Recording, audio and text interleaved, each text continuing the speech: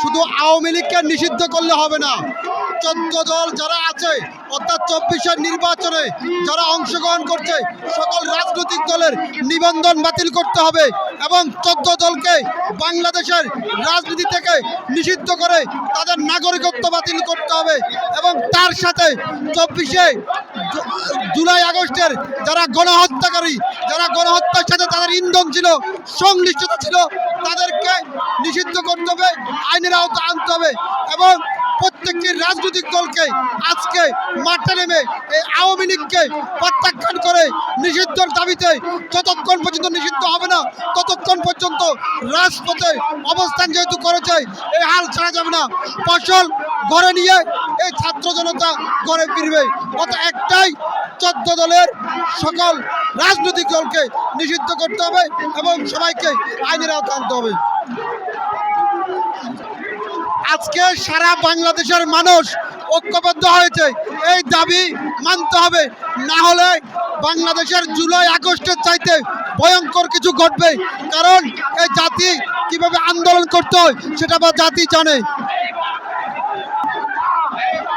শুধু শেখ হাসিনা নয়, যারা পালিয়ে গিয়েছিল সকলকে দেশে এনে এই শাহবাগের চত্বরে তাদেরকে ফ্লাইওভারের নিচে তুলিয়ে দিতে হবে। শেখ হাসিনাকে প্রকাশ্য দিবালোকে ফাঁসির কাঠগড়ায় দাঁড়া করাইতে হবে। এই শুধু গণহত্যাকারী না, এই বিশ্ব মানবতাকে হত্যা করেছে। এই হত্যাকারীকে বাংলার মাটি না বিশ্বের কোথাও তাকে স্থান দেওয়া যাবে না। অর্থাৎ আওয়ামী লীগ বাংলাদেশে কোনো নামে কোনো দলের সাথে সংশ্লিষ্টতা হতে পারবে না। অর্থাৎ যারা আওয়ামী লীগের সাথে সংযুক্ত ছিল, যারা দেখবেন, চিনবেন, আইনের আওতায় তুলে দিবেন আর প্রতিরোধ গড়ে তুলবেন। এই আওয়ামী লীগ নিষিদ্ধ হইতে হবে। আওয়ামী লীগের কোনো অপশক্তি বাংলাদেশের মাটিতে আর রাখা যাবে না। আওয়ামী লীগের শিকড় একবারে মুছে ফেলতে হবে, কারণ এরা গণহত্যাকারী, বিশ্ব মানবতা হত্যাকারী, আলেম হত্যাকারী, ছাত্র হত্যাকারী। এর আমলে 5 বার জেল কেটেছি, 5 বার, এবং বাংলাদেশের সবচেয়ে বড় নির্যাতিত শিকার হয়েছে আমি। এবং আমি আওয়ামী লীগের নিষিদ্ধ না, আওয়ামী লীগের টপ টু বটম পর্যন্ত আমি পাঠিয়ে চাই এবং তাদের আইনের আওতায় আনতে হবে।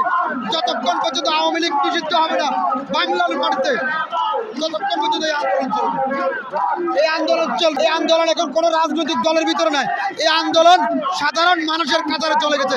এই আন্দোলন আর দাবিয়ে রাখা যাবে না, এটি সবাই দল অংশগ্রহণ করছে। এই আন্দোলন নিয়ে কোনো রাজনৈতিক দল যদি পাওতাবাজি করে তাকেও প্রতিহত করা হবে। চেয়ারম্যান জনতার অধিকার পার্টি।